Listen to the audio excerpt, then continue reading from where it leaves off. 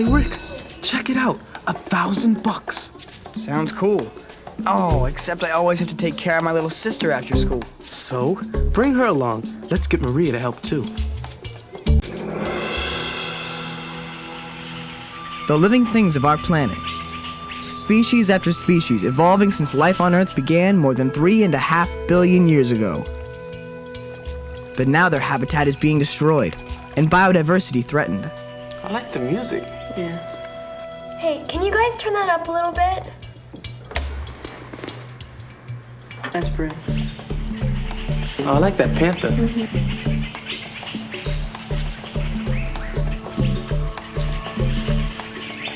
We humans are now making species go extinct at a very rapid rate. If we don't take action soon, the only place these creatures will be able to live may be here. In a zoo. Okay, now we're cruising. Yeah, but guys, it's only 1 minute. Didn't the contest say it had to be an hour? What do you want to put in now? Let's go over the rules again. Environmental film and video contest. Open to middle and high school students working as partners. Must educate people to the importance of a healthy environment. Hey, don't forget the prize. $1,000. Split 3 ways. Okay, our topic is biodiversity, the variety of life. From elephants to ants, redwood trees to buttercups. Pythons to people. Diversity is also the different kinds of ecosystem that life depends on, like deserts, coral reefs, rainforests. Mountains, rivers, lakes. What's all this? My uncle's a wildlife filmmaker. He films species that are having trouble surviving, like this one. The big-eared bat of Virginia. The peregrine falcon returns to New York City. And the hairy-nosed wombat of Australia. Hairy-nosed wombat? Man, that's one animal I don't want to run into. So all these are endangered? No, but some of them are endangered or threatened. What's the difference? An endangered species is one in danger of becoming extinct throughout all or significant portion of its range, like these. The whooping crane and the black-footed ferret. A threatened species is likely to become endangered in the near future, like the African elephant or the green sea turtle. A federal agency called the U.S. Fish and Wildlife Service identifies and puts endangered and threatened species on a special list. Eagles. Let's start with them. I mean, think of it. The bald eagle might have gone extinct, and it's our national symbol. Man, I just had a horrible thought. People eat fish too, and some contaminants can stay in the environment for a long time. I wonder if DDT is still affecting us. That's nasty. I'm gonna check it out. Hey, Rick, speaking of nasty, these sneakers of yours are an environmental contaminant. Stop. Stop. All right, wait a minute. Here's one on manatees. Cut it out. I don't know, guys. Manatees are cool and all, but I just think we should start off with an animal that has 4 legs and furry. Like these guys. All right. Why don't we do something beautiful instead, like a bird or a plant? A plant? Plant? Yeah. Plants are boring. We can't live without plants. Listen to this.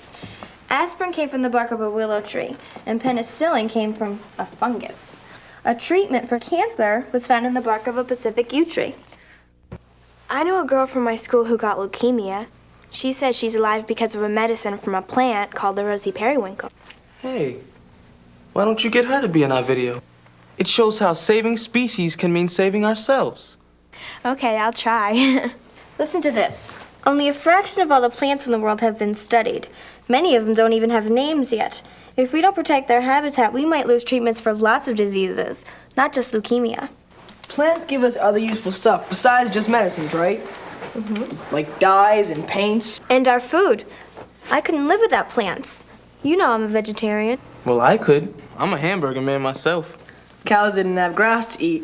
You wouldn't be getting your double cheeseburgers every day now, would you? True, true. Plants don't just help us, either. Insects and birds depend on flowers for their nectar.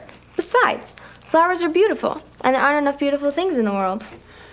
You're right. Plants are important, but let's not put them first. I personally think the ferret should go No, I first. think no. should The go flowers should first. go first. Wait a minute. How about this? Let's work together for the beginning and the end of the video, and then we can do our own thing for the middle. That's cool. Fine with me. Okay, our topic is biodiversity, and that isn't just endangered species. There are plenty of animals and plants that aren't endangered. My uncle says the best and cheapest time to save a species is when there's still a lot of them. We still need a strong title that really says what's happening. Like, stop ruining our world. Nah, it's too negative. People tune out if they get depressed. Yeah.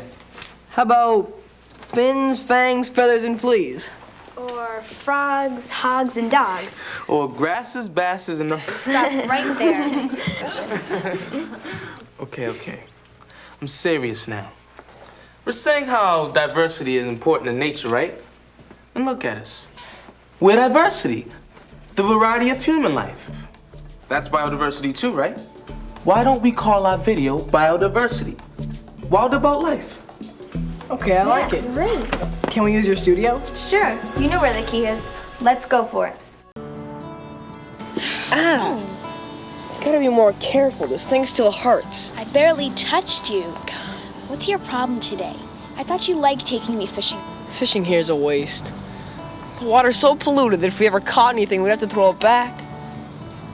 And look at all the trash. People don't care. That's why you're doing this video, to get people to care. Yeah, the video. That's what I should be working on. Just gotta figure out what species to do. Why don't you do your section on something small? I read about these kids once in Minnesota who found a pond full of frogs with 2 heads and 3 legs. Sounds cool. Cool? If people around here started having babies with 2 heads, you'd probably say there was something pretty scary going on, wouldn't you? Yeah, I guess so. Hey, how about lizards? I read about Like I'm really gonna start a crusade to save the lizards. You can't just let species die off because you don't think they matter. They could be really important. You know, it's like the world is this big jigsaw puzzle, like the one at Maria's. The puzzle isn't complete unless you have all the plants, birds, insects, fish. And people. Yeah, sure, people. We breathe the same air as animals. We drink the same water the fish swim in. Not that water. I wouldn't drink from there for $1 million. But fish and ducks and birds don't have any choice. And if we eat them, then we're eating what they eat. Yeah. So when we protect the wildlife, we're actually protecting ourselves. Nah, but even if we could clean up this river, the fish and birds wouldn't necessarily be safe. You know, because some of them migrate south for the winter. So that would mean the people would have to protect the habitat at both ends and all along the way. What a great story. Come on, let's get over to Maria's and see if she has any videotapes I can use. Here's one of the striped bass. Didn't know they were in trouble. What's the matter now? Just everything we're showing is happening somewhere else. Nothing ever happens here. So, make something happen. I read on the internet about this kid who created a wetland in his own hometown. Hey, why don't we put him in our story? Our story? Okay, your story. You can show what a kid can do. Great story, man. People need to work together as partners to protect diversity. It takes a lot of effort to save an animal when it's almost extinct. Yeah, and there are more than 400 of them on the endangered and threatened species list. Including 22 snails. Plus over 525 plants.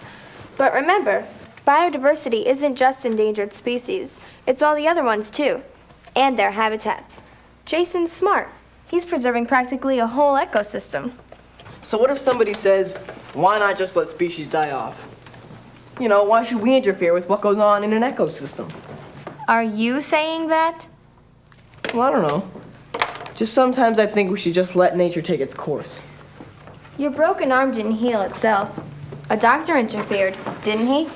Yeah, but Rick's got a good question. That mass extinction 65 million years ago killed off a lot of species, like the dinosaurs. So maybe extinction is a natural process we shouldn't be messing with. But that's the point. We have been messing with nature, polluting, destroying habitats, overusing resources, and it's affecting us. Would this be a good time for my story? It's about making a medicine from a plant. I think it's good they saved that plant before it went extinct. Yeah, humans are causing most of the extinction now. Do you know the world population is supposed to double in the next 50 years? That's gonna make it even harder to protect places where wildlife lives. Wait a second. Why don't we do something ourselves? Around here. Sammy and I were fishing a couple weeks ago, and you can't even eat the fish in the river. The water's so polluted. Can't change that. Well, maybe. Maybe not. Hey, we can volunteer ourselves at the National Wildlife Refuge. It's right downstream.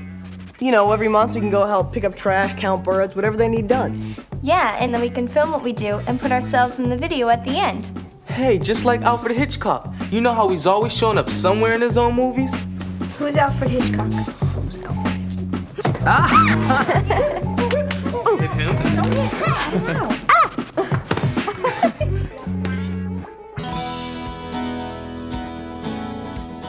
We did volunteer at the National Wildlife Refuge. As we canoed downstream, we saw Canada geese and a Baltimore oriole.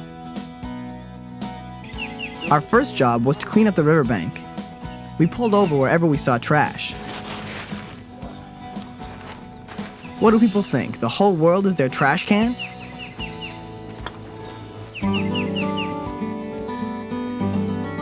Then we met our first species that's in trouble, right here in our own neighborhood.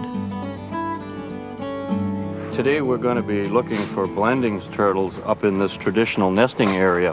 What we do is we look for the tracks that the female turtle makes in the sand. And here we've got a track right here, and there's the nest, and there's a turtle moving away from it. We'll get her now.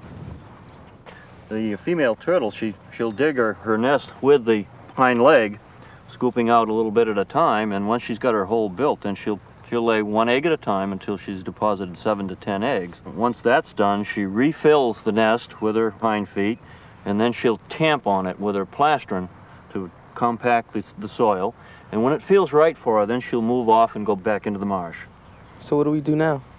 Well, we're going to help the turtle out by putting a wire cage over the nest to protect the nest from being dug out and all the eggs eaten by raccoons and skunks. They home in by scent onto the turtle nest and they'll destroy them. So we push this into the ground real well so that they won't dig it out. That'll protect it until the eggs hatch in late August and early September.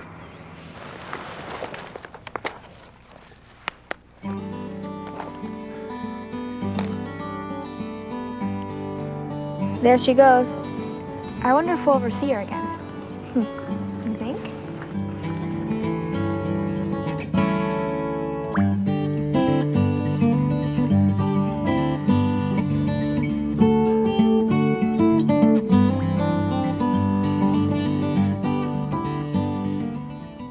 Great ending. Yeah. Good job, guys.